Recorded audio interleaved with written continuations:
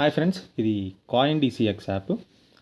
So coin డీసీఎక్స్లో తెలుసు కదా, తెలియని వాళ్ళకైతే చెప్తున్నాను. ఇది క్రిప్టో కరెన్సీది.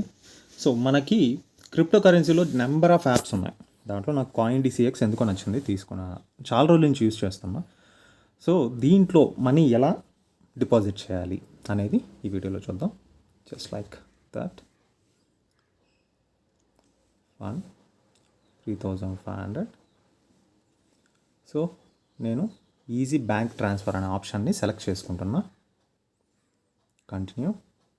యూపీఐ ఐడి ఏదైతే ట్రాన్స్ఫర్ చేయబోతున్నామో ఆ యూపీఐ ఐడి ఇదే కాదా అనేది మనం ఒక్కసారి చెక్ చేసుకోవాలి. అలానే మన bank account pay only via state bank of India, last 4 bank numbers నావి. సో ఆ బ్యాంక్ అకౌంట్ నుంచి మాత్రమే మనము డిపాజిట్ అనేది చేయాలి. ఓకేనా? సో అకౌంట్ కాపీ చేసుకుంటున్నా. నేను ఎప్పుడు జీపేనే యూజ్ చేస్తాను. సో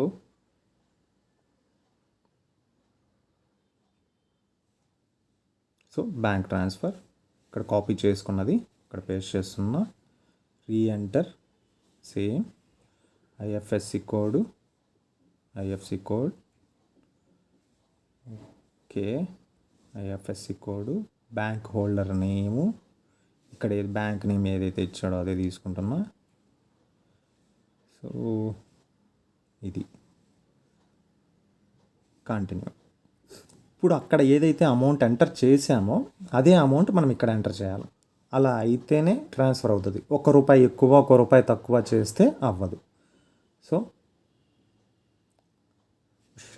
ఇది కాదు, చెప్పాను కదా,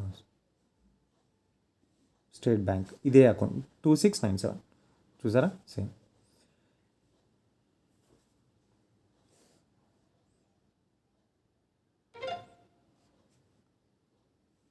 డన్. ఇప్పుడు బ్యాక్ వచ్చి ఐ హ్యావ్ ట్రాన్స్ఫర్డ్ అని చెప్పి మనం ఓకే చేసామంటే ఒక 6 అవర్స్ అంటారు, కానీ ఒక హాఫ్ అన్ అవర్ 1 అవర్లోనే మొత్తం అంతా అప్డేట్ అయిపోతుంది. లెట్స్ సీ, చూద్దాం. ఇంకా ఆ ఫండ్ అనేది ఇక్కడే మనకి వస్తుంది, అది నేను చూపిస్తాను.